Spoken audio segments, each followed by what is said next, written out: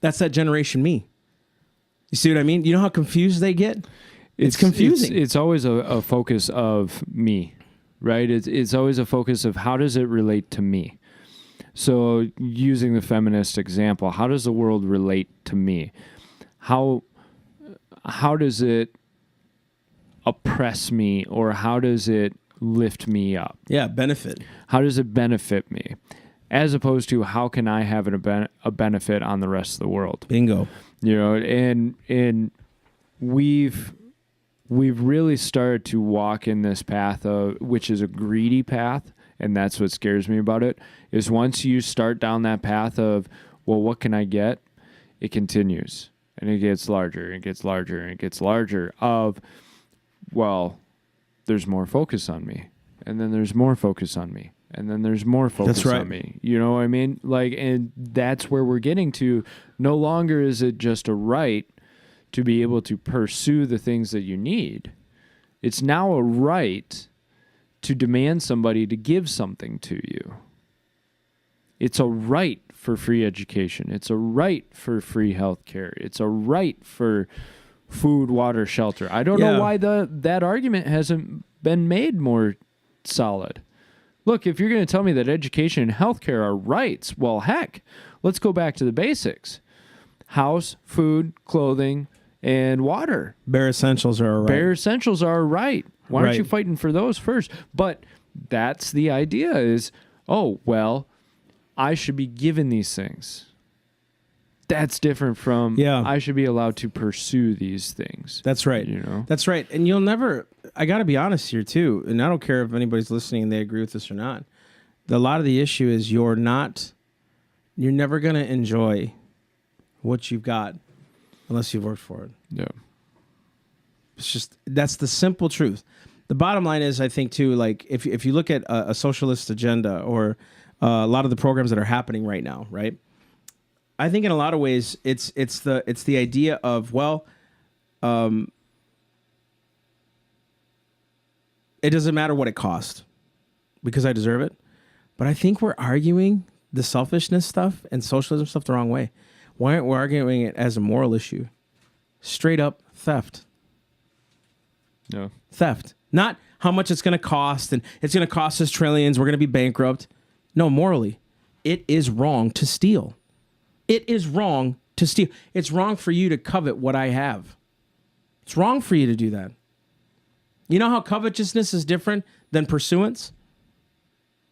One takes action, one just desires.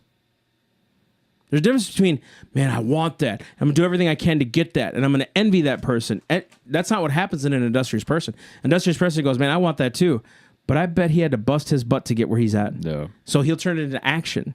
The rest of them turn into babies. Really, that's what happens. And then, again, like I said, we run to a government.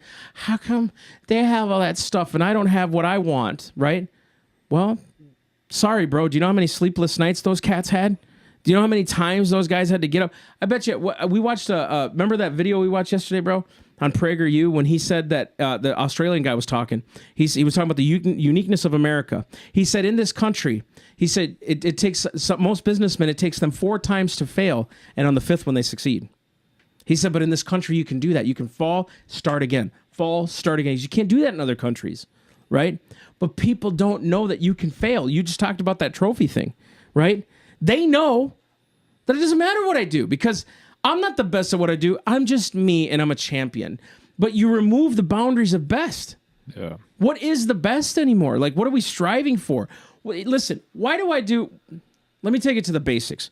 Why do we do a podcast? There's tons of them out there, right? Why? Because we want to be the best. Bingo. We know God put something on our hearts and we have something to offer that's different. Yeah. We're not Ben Shapiro. We're not Steven Crowder, which we love. We watch all the time. Guys, check them out. Louder with Crowder. Yeah, absolutely. And the Ben Shapiro Show. Please go on there, subscribe. Look them up. They're awesome men, right? We bring a biblical view of things. Not just a constitutional view, because that's important. But even our founders, Benjamin Franklin said, only a virtuous people are capable of freedom. Yeah. Only a virtuous, you know what virtuous means? Excellent morality. Only people of excellent morality are capable of freedom. John Adams said our Constitution was made only for a moral and a religious people. It can't work in any other government, he said. unless you're morally upright. What are you seeing today? We're morally not upright in a lot of ways with these young people, marching millions at a time to kill babies, basically. Is it any wonder that there's so much confusion in America? Because this system won't work if you're immoral. Well, and to pull that back into perspective of the generation me, look at what Satan's downfall was. It was pride. Yeah? What was it? It was me. I will ascend my heaven I above will ascend. my throne above the heavens, yeah. So it was a self-focus. Isaiah 14. It was a self-focus. When you lose your morals, when the focus becomes self. Why do we call Christ's sacrifice the greatest sacrifice of all? Because he sacrificed everything, including himself, for everybody else, even those who would reject the gift. And when we're told the greatest thing you can do is lay your life down for your brother, that's because it's a selfless act. Mm-hmm. And we're losing morals because we're losing the sense of selflessness. We look at the founding fathers, and one thing that kind of struck me yesterday while you were talking was how if these guys came, and this is a cliche thing that a lot of conservatives say, if the founders came back today, they would be absolutely disgusted. I don't disagree with that, but I think we kind of gloss over it. True. Think about what these guys were talking about in setting up their own country. They weren't just paying lip service to the idea of morality and justice, which we hear all the time from our politicians. Our politicians are always talking about, a fair and equitable world and moral and just world, and we need to rise up. And they're full of it. That's right. Every single one of them is right. full of it. Whereas the founding fathers, when these guys spoke these quotes, you could feel they had truth. thought this through. They had thought this and through. they practiced it. The philosophy, the theology, all of it boiled down to, we want a moral and upright country. That's exactly it. And we're willing to give everything in order to achieve that, which is completely different from what people today would do. These guys gave up their families, their livelihoods, their lives in order to create a moral and just society in a free country. They put their money where their mouth was. We're running into the problem of we're self first.